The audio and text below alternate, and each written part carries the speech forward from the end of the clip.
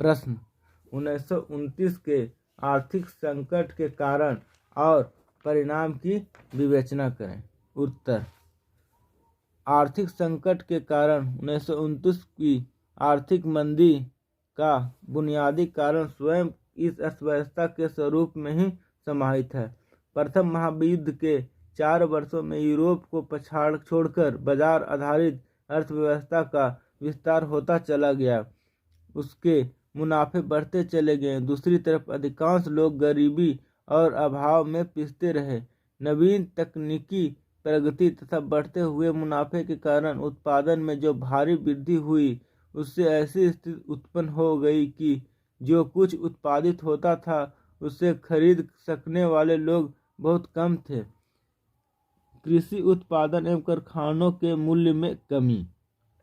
कृषि क्षेत्र में उत्पादन की वृद्धि तो हुई, लेकिन उससे खरीद सकने वाले लोग बहुत कम थे। इससे कृषि उत्पादों में की कीमतें गिरी, जिससे किसानों की आय काफ़ी घट गई। प्रसिद्ध अर्थशास्त्री कार्डलिफ ने अपनी पुस्तक द कॉमर्स ऑफ नेशन में लिखा है कि विश्व के सभी भागों में कृषि उत्पाद एवं खदानों के मूल्य की विकृति 1929 से 32 के आर्थिक संकटों का प्रमुख कारण थी। यूरोपीय देशों के बीच संकट। 1920 के दशक के मध्य में बहुत सारे देशों ने अमेरिका से कर्जे लेकर अपनी युद्ध से तबाह हो चुकी अर्थव्यवस्था को नए सिरे से विकसित करने का प्रयास किया।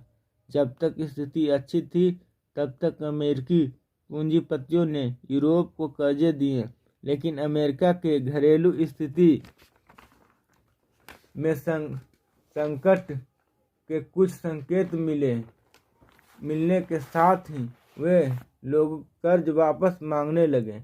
इससे यूरोपीय देशों के बीच गंभीर संकट आ खड़ा हुआ। इस परिस्थिति में यूरोप के कई बैंक डूब गए। महत्वपूर्ण देशों का मुद्रण मूल्य गिर गया। इसमें और बड़ा संकट तब आ गया जब यूरोप ने अपने को यांत्रिक उत्पादन पर निर्भर कर लिया। आर्थिक संकट के प्रभाव। अमेरिका पर प्रभाव। इस आर्थिक मंदी का सबसे बुरा असर अमेरिका को ही झेलना पड़ा। मंदी के कारण बैंकों ने लोगों को कर्ज देना बंद कर दिया और दिए हुए कर्ज की वसूली तेज कर दी। किसान अपनी उपज को नहीं बेच पाने के कारण बर्बाद हो गए हैं। बैंकों के कर्ज वापस नहीं चुका पाने से बैंक ने लोगों के सामानों की कुर्की कर लिया। लोग सड़क पर आ गए। कारोबार को ठप पड़ने से बेरोजगारी बढ़ी। कर्ज की वसूली नहीं होने से बैंक बर्बाद हो गए। अन्य देशों पर प्रभाव। जर्मनी और ब्रिटेन इस आर्थिक मंदी से सबसे ज़्यादा प्रभावित हुए। फ्रांस अपने आप को इस मंदी से इसलिए बचा पाया क्योंकि उसे जर्मनी से काफ़ी मात्रा में युद्ध हर्जाना की राशि प्राप्त हुई। जर्मनी में अराजकता फैल गई, जिसका लाभ उठाकर हिटलर ने अपने आप को सत्तासीन किया। 1929 के बाद ब्रिटेन के उत्पादन, निर्यात, रोजगार, आयात तथा जीवन निर्वाह स्तर, इन सब में तेजी से गिरावट आई। भारत पर प्रभाव। महामंदी ने भारतीय व्यापार को काफ़ी प्रभावित किया। 1928 से 1934 के बीच देश का आयात निर्यात घटकर लगभग आधा रह गया। कृषि उत्पादों की कीमत यहाँ काफ़ी गिर गई। गेहूं की कीमत में प्रतिशत गिरावट आई।